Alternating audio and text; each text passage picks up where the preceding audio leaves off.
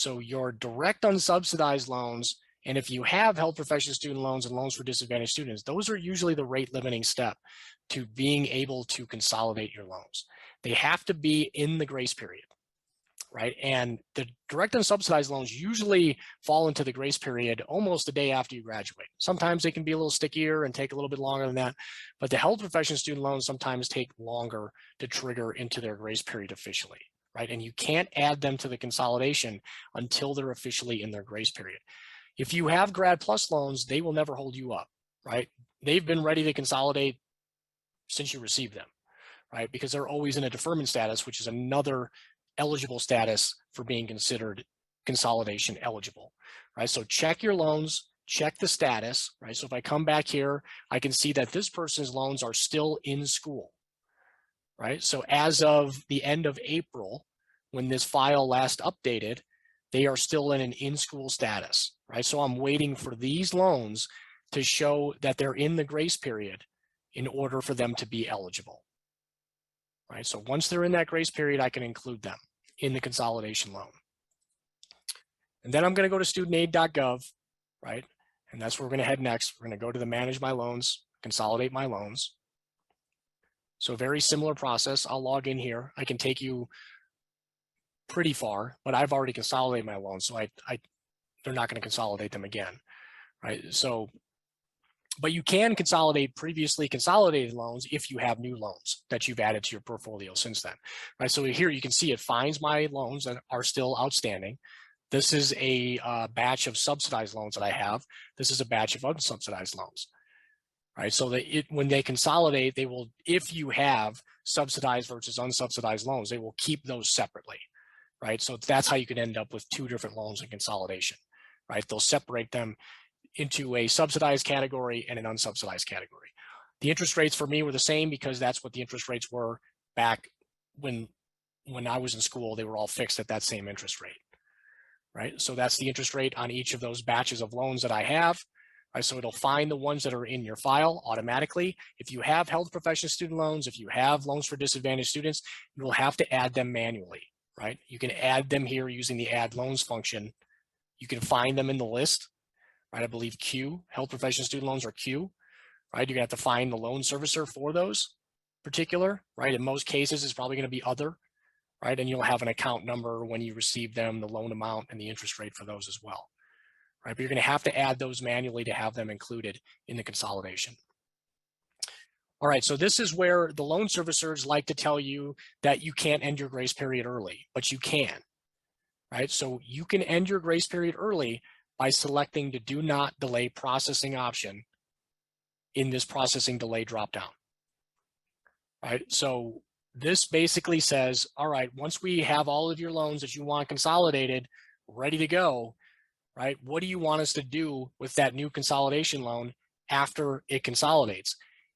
You can request that they continue any remaining grace period that you have on those loans, right? But again, that's not very beneficial because if you consolidate your loans and the pandemic forbearance benefit ends and they start accruing interest, then that interest will get capitalized and added to your principal once the grace period ends, right? And again, the grace period does not count towards forgiveness. So we want to check this do not delay processing option, right? I would always just check yes here because you never know where your career is going to take you, right? So just the public service loan forgiveness box, right? And then choose MOHELA,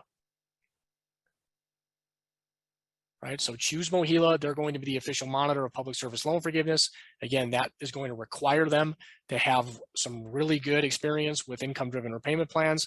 Income-driven repayment plans are very beneficial for most veterinarians who are getting started in repayment, right? So that's the general process flow here. Then I'm going to continue. Once you're done with the consolidation, what do you want them to do with the loans, right? Which repayment plan do you want them to put in there, right? So put your tax filing status, right? This should look very familiar. Why are they asking me all of these income questions, right? Because they want to see what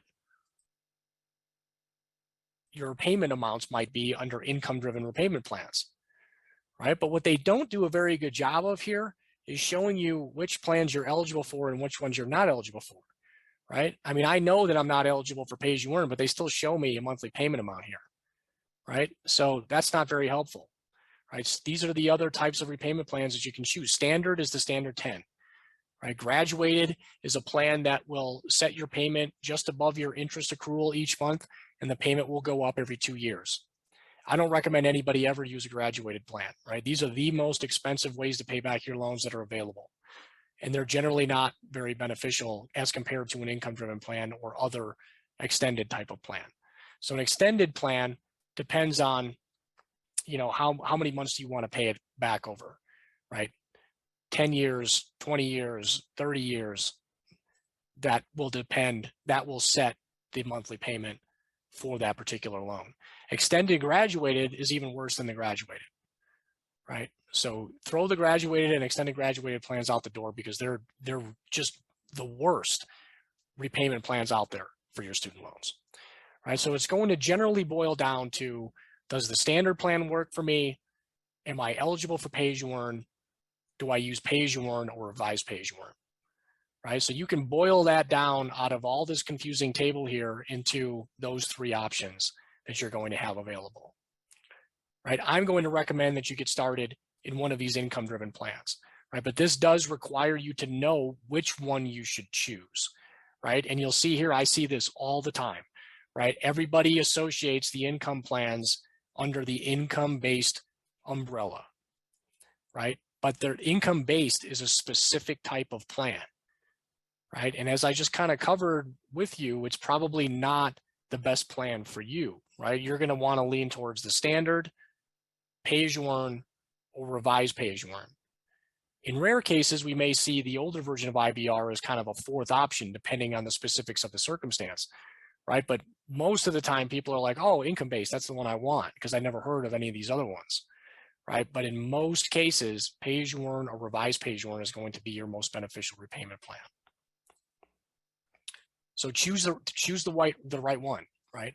Because there's consequences to switching, right? So you want to keep this switching to an absolute minimum, right? Ideally, you wouldn't have to switch at all, right? But if you do, you want to switch maybe once, right? Because either you chose the wrong one, or maybe the one you chose at that specific time, your circumstances have changed sufficiently enough where it makes sense for you to switch. Or maybe there'll be a new income-driven plan that comes online in the future like it did for us, and you'll have to think about whether or not it makes sense to switch in the future, right? But generally, you want to know which repayment plan that you are eligible for so you can select it, right? If you do work for a nonprofit or will, select that particular button. Your family size, right? What's your family size in here? If it's just you, oh, I don't want to, that's dependents. I'm going to take that off, right? Marital status, what is your marital status? If you file the tax return, right, you can pull it directly from the IRS, right? So if you have a tax return on file from when you graduated vet school, so from your 4th year or your final year of vet school, right? I mean, if you heard something similar to this discussion while you were a student, you know that we always encourage graduating veterinary students to file a tax return before they graduate and leave their vet school, so you can have that tax return on file that you can use as income documentation to get started in your income-driven plan, right? If you didn't do that, that's okay, right? You've got a really beneficial option temporarily here to report your own income information, right? So if you don't have a tax return on file, you can report your own income. Right now, if you're in between jobs, right, you haven't started your job yet, right? What's your current income? Right? Think about that, right? What is your current income, right? If you don't have any income yet, say you don't have any income, right? Because that will also help you to achieve a very low payment for the first 12 months of repayment. Still wants to know, did you file a federal income tax return in either of the last 2 years? Yes or no, right? Maybe you didn't, right? Do you currently have taxable income, right? Do you currently have taxable income? Have you started your job? Have you received any income from that job, right? If the answer is yes, then you're going to have to provide some documentation of that income, right? Or you can use the verbal method this time around. If you don't yet have or yet not yet received any taxable income, then you can say no, right? And they will set your payment to 0 for the first 12 months, right? So here's this verbal declaration of your income, right? Because I checked that box earlier. What is my yearly gross income? Put the whole dollar amount in there, right? So this is how you can document your income if you don't have a tax return on file.